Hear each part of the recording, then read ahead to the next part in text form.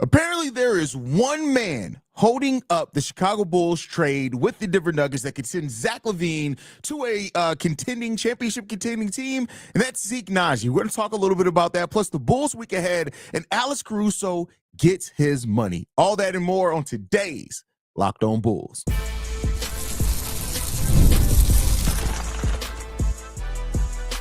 You are Locked On Bulls, your daily Chicago Bulls podcast. Part of the Locked On Podcast Network, your team every day. Thank you for tuning in to Locked On Bulls, member of the Locked On Podcast Network, where it's your team every single day. My name is Hayes, host and creator of Chicago Bulls Central and Chicago Bears Central YouTube pages and podcasts. And today's episode is brought to you guys by FanDuel. The NFL playoffs are almost here, but it's not too late to get in on the regular season action with FanDuel, because right now, new customers can finish the season strong with $250 in bonus bets if your first $5 bet wins. Visit FanDuel.com to get started. All right, guys, I'm sure at this point, most Bulls fans have heard that reportedly the Denver Nuggets are kind of focused right now, potentially on Zach LaVine being a Denver Nugget, that they do want to add to the team. And Zach LaVine seems like the player that they're on now. They do have other players on their list, reportedly in the same report, that they could very well pivot to. And that's what makes this whole conversation in the next part that we're going to get into so important, is the fact that if the Bulls do truly want to move on from Zach LaVine, are they at such a place, are they in such a place of confidence where they feel like that they can deny a deal for a player that does have 3 years left on his deal in Zeke Najee, who is a bad contract as of right now? He's 24 years old, and he's a bad contract, though, right? At $8.8 million this year, which drops to $8 million next year, and then $7.5 million the year after that. It's still a considerable amount of money that the Chicago Bulls would have to take on for another couple of years before they can get off that contract. And that's reportedly what's really holding this thing up for the Bulls right now, is the fact that they do not want Zeke Najee included in this deal. And if it's not Zeke Najee, it does become a little bit more difficult for the Denver Nuggets to get involved in this trade. They do have Michael Porter Jr., which is getting you a far way into that deal, right? The Bulls are going to have to include multiple players anyway. It's probably going to be Torrey Craig, or if they can convince them to take like a Javon Carter or something like that. But even then, that would mean even more money. And Zeke Najee is the one contract that they have that it matches the money on top of it's not really good, a player that's part of their rotation or future. Now, could the Bulls try to get Dario Saric instead, who is $5.1 million? They could. But then you're going to have to include more players, and that's when things start getting a little crazy in there. Deron Holmes, their draft pick of this year, they're not going to include him. Julian Strawther, unlikely to include him. Peyton Watson, who I've heard a lot of Bulls fans, they're very unlikely. And even Peyton Watson at $2.4 million does not get you any of the way there. The fact of the matter is that for the Bulls to get this trade done with the Denver Nuggets, it really is Michael Porter Jr. and Zeke Najee, or Aaron Gordon and Zeke Najee. But either way, Zeke Najee is probably going to have to be part of that. And the Denver Nuggets do not want to move on from Aaron Gordon. So it puts you in a situation where it's very constricting. And I understand, especially with the Bulls, who cannot spend into the luxury tax per ownership, that they don't want to take on bad money, right? I want to be clear there. But the thing that I'll say in this is that the fact of the matter is that you're paying Javon Carter almost $7 million, and we haven't played him a lick. Matter of fact, we've barely played Torrey Craig. We've barely played Javon Carter. We've barely played Chris Duarte. All these players are probably going to be off the Bulls roster between now and the beginning of next season. So if you do have to if you're replacing, those are guys that are not playing. If you're replacing those guys next season for a guy to have like Zeke Najee on the back end of your bench, are you really losing something? Every team has players that aren't playing, right? And it comes down to how much do the Bulls really want to get this deal done? I have hypothesized over on Chicago Bulls Central is that this kind of makes me feel like maybe this front office isn't as committed to moving Zach as what some people are presenting, and that's fine. I'm not saying that as a negative, right? I do feel like with the way that Zach LaVine's playing, if you're not getting a deal that you feel 100% certain of on the pieces that you're getting back, what are we talking for? Now, maybe the Denver Nuggets can make it a little bit more enticing by unprotected pick instead of a protected pick, maybe including another heavily protected pick just in case, something like that. There's a lot of different options and permutations that could happen here. But the fact of the matter is that the Zeke Najee thing right now is something that's holding things up, and it would make some sense. Xavier says, I'd rather get Camp. Okay, that's not a possibility. We got to stop. Like, first of all, it's not a possibility. They don't want Zach LaVine. The Brooklyn Nets are looking for moves to make them worse. They don't want Zach. They don't want him. Now, are you saying that, all right, can we maybe work out a three-team trade? It's already difficult for the Bulls to work out a trade with Denver. Trying to turn it into a three-team trade is probably not something that's going to happen. I just don't have a great feeling about it, but you won't. Cannon, you won't have a great feeling because either way, the Bulls aren't getting equal talent. Like, there's no permutation of any realistic deal right now for Zach LaVine, even with his value rising, that you're getting a player as good as Zach back. You're just not. So you're always going to have an feeling about this trade. Watch LaVine. Oh, we're not even reading that one. We're gonna speak positively right now. The Bulls are in a place of strength where if you wait to the offseason, you probably get a pick thrown in for Zach. Not necessarily. We got to stop assuming that the Bulls. Listen, Zach LaVine's value has still been what it's been. And while we like to think that Zach LaVine, keep in mind, we just heard a week ago that Zach LaVine's better play hasn't increased his value at all in the market. And theoretically, that's still true. The only reason that Zach LaVine's value even is what this is mainly because of the Denver Nuggets' desire. They need more shot creation. They need more three-point shooting. They need somebody who can facilitate and create their own shots when Jokic is on the bench, because their offensive efficiency rating drops in the toilet completely when Jokic is on the bench. So it's not that Zach LaVine has this cachet and value around the league to where the Bulls are in a position of power. That's why the Nuggets right now are able to play hardball on saying, Najee, you don't want Najee? Cool, no deal. So the Bulls don't have, per what we know right now, the type of value in Zach to where we can say that things get better for them in the offseason. Because a lot of teams could fill the holes that they theoretically have a need for Zach LaVine with cheaper players that maybe aren't as efficient, but cheaper players. That's a possibility. They can go out there and piece. The last thing you want is for a team that's interested in Zach LaVine, for example, to say, oh, but the Bulls don't want to do business. They go out and get Jordan Clarkson, who can maybe fill in a scoring need, maybe 75% of the way Zach, and they look at it and say, oh, cool, we're good. That's the risk of this as well. It's not that the Bulls have this great power in these negotiations. They don't right now. Shay, the Chicago Bulls already have a bad contract on their books. They don't need another one. We got several. And hopefully you're going to move some of these. But again, a lot of these bad contracts are off the books at the end of the year. You're always going to have one or two bad contracts on your. It's not always bad, but unusable is the way to word it. But I understand where you're coming from as well, Shay. What's going on, famo? Glad to have you in the building. But so it gets back into, I want to get into this one. I'm sick of getting fleeced. That's not getting fleeced. Getting fleeced would be sending Zach LaVine back and only getting a player back like Zeke Najee, who would have like a 30. That's not getting fleeced. You're getting back a 26-year-old Michael Porter Jr., who's averaging almost 19 points on 51% shooting. That's not getting fleeced. You're not getting equal value back, but Zach LaVine's value around the league means you're not going to get equal value back either way.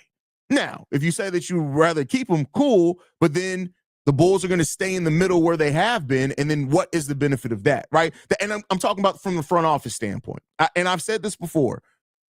The place that we're in right now with Zach LaVine is not something against Zach. It's against this front office inability to build the proper team here that we could take advantage of the special player that Zach LaVine is. It's really more on the front office and their failure to build something meaningful here with this team and the opportunity that they've had. And they've given up.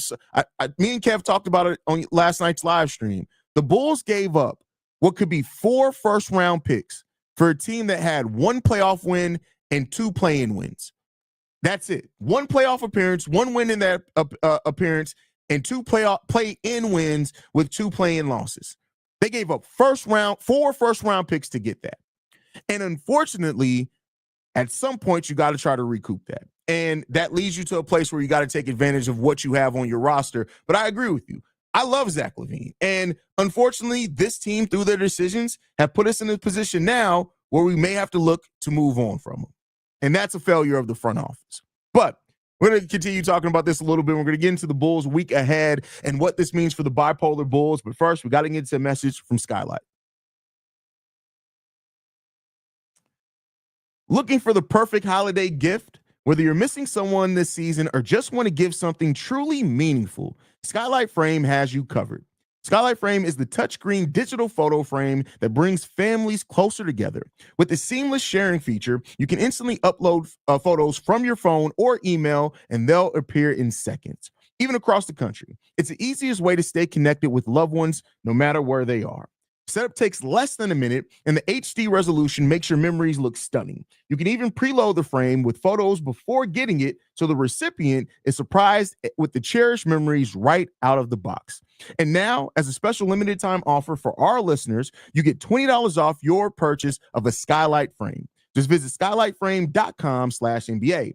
That's skylightframe.com/NBA to get $20 off your Skylight frame today. Surprise your loved ones this holiday season with Skylight Frame, the gift that keeps you close no matter how far apart you are. Again, that's skylightframe.com/NBA. More Locked On Bulls coming up next. All right, my Bulls fans, man. Thank you guys again for tuning in live. With that said, to just kind of finish off this trade conversation real quick with Zach LaVine, I think it just all comes down to this. I don't know, and if the Bulls can find one, great. But I don't know if where everything is right now that the Bulls can find a trade that's going to make everybody happy. And it's not about the Bulls front office making Bulls fans happy with this trade. It's about what sets you on the path to be a more successful franchise in the future. Maybe not the present, but in the future. And I had a passionate rant over on Chicago Bulls Central where I feel like and I'm not saying that just because you want to see the Bulls keep Zach LaVine, you fall into this camp. I'm not saying that. But I do feel like there are some Bulls fans that are falling into the Reinsdorfian trap of what did Jerry Reinsdorf say once? That the best thing that you want to do is you want to convince fans of hope. And I think the play of the Chicago Bulls so far up until this point has given fans hope and has made fans kind of forget the fact that we've been middle of the pack for the last 4 to 5 years with no real upward progress since. If anything, we've gotten worse every year since, right? And so when Bulls fans say things like, no, we got to keep Zach, we got to keep Vooch because they're playing good this season, I feel like some of those guys are falling into the Reinsdorfian trap because, all right, cool, we keep these guys. Do you see us beating any of the top teams in the Eastern Conference in a playoff series? Not just one-off games like we did Boston. Do you see the Chicago Bulls really winning a playoff series, right? Do you see them getting into a place where they're good as Cleveland, Boston, New York, Orlando when Orlando's fully healthy? The Milwaukee Bucks have been much better now. The Detroit Pistons are only one game behind us. You got the Miami Heat, the Atlanta Hawks, the Indiana Pacers, who the Pacers have finally woken up winning 4 straight. The Bulls aren't at the caliber of those teams. Yeah, they can win some one-off games against them in the regular season. But if it comes to a 7-game series, do you really think the Bulls can do that? And that's the question that the front office has to ask themselves. What gets us to winning in the actual playoffs quickest? Not this momentary success, right? And that's a more difficult question to answer because, I think when you look at the totality of this team is that we're not a free agent destination. We had an MVP. We couldn't sign free agents after that.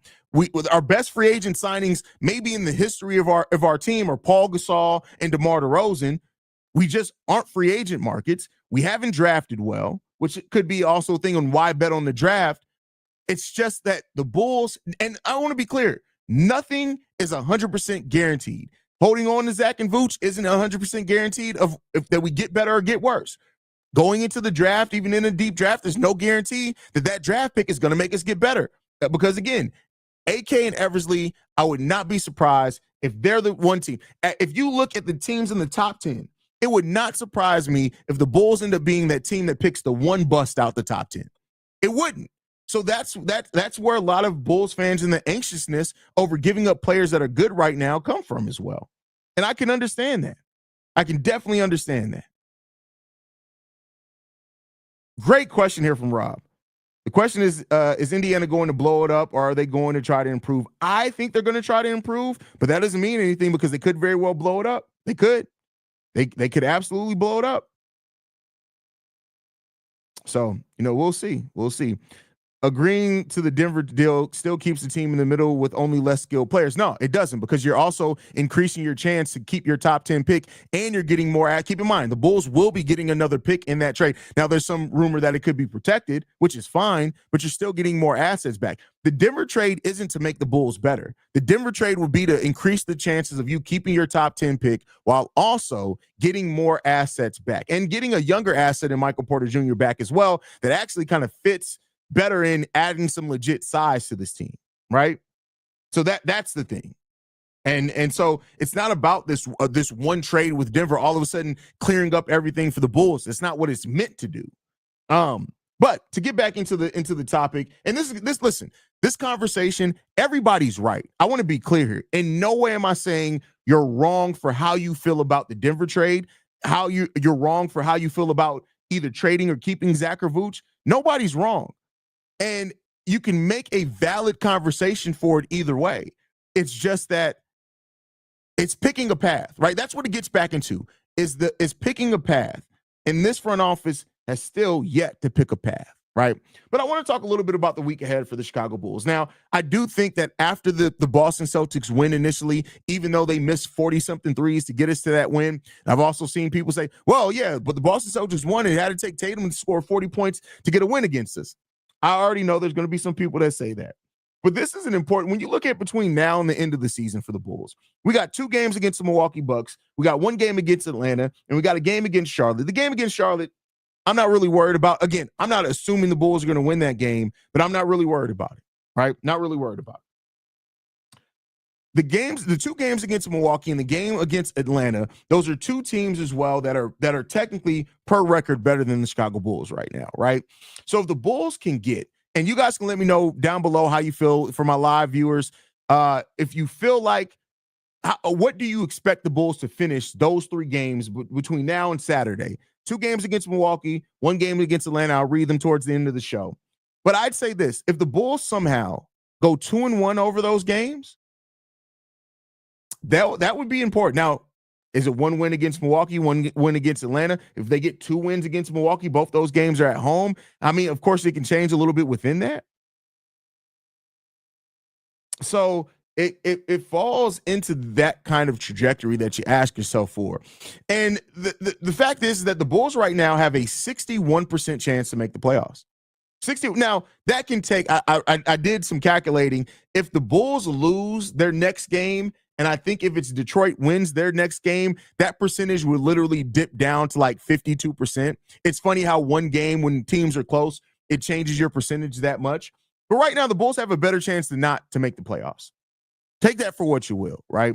And the Bulls, in my estimation, have 2 quality wins on the season so far. The win against Boston and the win against Memphis. Those are really the Bulls' best wins of the season as far as your opponent being healthy, where that opponent was at that time. Not saying like the fun win, not saying it's the best that they played. I mean, quality wins as far as against an opponent that had basically all their roster, wasn't missing pieces, and the Bulls went toe-to-toe with them, right?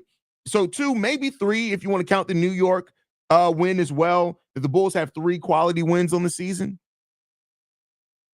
And this is still a team that I still think this, right? We still have some limitations, mainly due to how we use our roster. I still think there are a lot of limitations for that. So if the Bulls start figuring that out right now, that's we'll see. Rob points out that the Bulls' strength of schedule right now. So strength of schedule changes a lot. So yes, we have the 30 strength of schedule now for the remaining part of the season. After I think it's February 14th, for the remainder of the season, we have the 5th toughest schedule. And so, and keep in mind this, let me throw this in for my people who love using strength of schedule. Let me throw this one monkey wrench into that. When have the Bulls ever performed consistently well against teams that they were supposed to perform well against? It's not the thing that we've been talking about this team, the knock on this team for years, is that they lose against teams that they should beat, but they play up to a level of competition. So don't allow a strength of schedule to all of a sudden make you think that the Bulls are going to magically take advantage of that strength of schedule. When have the Bulls ever consistently beaten teams that have been worse than them? I honestly think consistently, I'm talking about consistently done it. We're probably going back towards the Larry Markkinen second year when the Bulls were consistently bottom feeders. So that strength of schedule does not mean anything to me. Like we can talk about strength of schedule all day, but the strength of schedule, the Bulls have never, in recent memory, been consistently better against teams they're supposed to be better than. So that's my thought process on the strength of schedule conversation. But all right, we're going to finish this off. We're going to talk about a former Bull who did get paid. I actually want to give some love to Alex Caruso, but first we got to get a message from a couple of our sponsors. All right, Bulls fans, today's episode is sponsored by Built Rewards. If you're a renter, listen up. This is a total game changer. Thanks to Built, you can now earn points on rent payments just like you do with groceries or travel. Paying rent now comes with serious perks and it's completely free to join. Earn valuable Built points on your rent and everyday spending at no extra cost. Redeem points for flights, hotel stays, and even future rent payments. With over 500 airlines and 700,000 hotels in their program, the possibilities are endless. Plus, you'll gain access to unique experiences that are exclusive to Built members. If you're already paying rent, why not make it work for you? Start earning points on rent you've already been paying by going to joinbuilt.com/lockedonnba. That's joinbuilt.com/lockedonnba. Make sure to use our link so that they know we sent you. Don't wait. Start earning rewards today. I also want to talk to you guys about FanDuel. The NFL playoffs are almost here, but it's not too late to join in on the excitement of the regular season with FanDuel, America's #1 sportsbook. Right now, FanDuel is giving new customers a chance to finish the season strong with $250 in bonus bets when you win your first $5 bet. That's right. Just bet $5 and if you win, you're walking away with $250,000 in bonus bets to play with. I love using FanDuel because they make betting so much fun. From picking which players will score touchdowns to guessing total team points, there's always a way to add some thrill to the game. Whether it's the big plays or the small moments, FanDuel has you covered.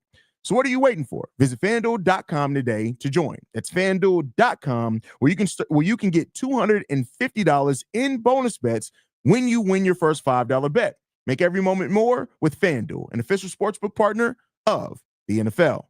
Or Locked On Bulls coming up next. All right, my Bulls fans, we're going to finish this one off talking about a former Bull that got their money. This one came down later in the evening yesterday. Alex Caruso signed a 4-year, $81 million deal to stay with the OKC Thunder. Now, I'm not even going to get into I have a whole breakdown over on Chicago Bulls Central if you guys want to listen to it or whatever. It's talking about the Josh Giddey future contract and whatever. But regardless of that, Alex Caruso is one of the players that not only represented the city of Chicago well, but he represents the NBA dream well, right? When you look at him working his way up through the G League to make the Lakers, to actually be an impact player for that Lakers team winning a title, to turn around, leave that Lakers team, come and sign a very reasonable contract with the Chicago Bulls, come and help set the only little bit of identity that this team had defensively, was a player that played any role that Billy Donovan called and asked for him to. He goes to the OKC Thunder. He's now part of that defensive unit that is a terror out on the perimeter defensively for that team, that way that they guard players, part of why that team is so versatile defensively. And now he gets his $81 million contract to stay with the team that is going to be contending for championships for the foreseeable future. This isn't to knock any other Bulls player. This isn't to knock the front office because of their trades. This is more so just to focus on how good Alex Caruso and his journey has been. His journey has been great. And what he's been able to accomplish as a player that had to find his way in the NBA, had to fight and crawl and find his way in the NBA is something that I respect. It's something that as basketball fans, a lot of us also should respect. It's so what Alex Caruso brings to that Thunder team, and the Thunder probably my third most watched team outside of the Chicago Bulls, because Memphis is still up there. And what Caruso does, man, and it just his story and everything is so great. And he has now opportunity to actually contend for something, right? And that's that. You gotta love that for OKC. He's gonna have the opportunity to contend for titles for as long as that team keeps that core together. And so, shouts out to Alex Caruso for getting the recognition that he deserves. He's on pace for probably all second defensive team, maybe even first, depending on how the season ends. And just shout out to Alex Caruso for going out there, being the definition of a hard worker and a passionate player, and somebody who just goes out there and gets it done. So I wanted to spend some time at the end of the show just congratulating Alex Caruso on getting his money. And he's somebody that I hope and wish to see is going to be continue to be beautiful for him, man. Great story there. And yeah, it's going to be great to see. And, you know, I see somebody like Rob saying, sometimes I think Rob just likes to be a contrarian. We saw role players that were one-dimensional.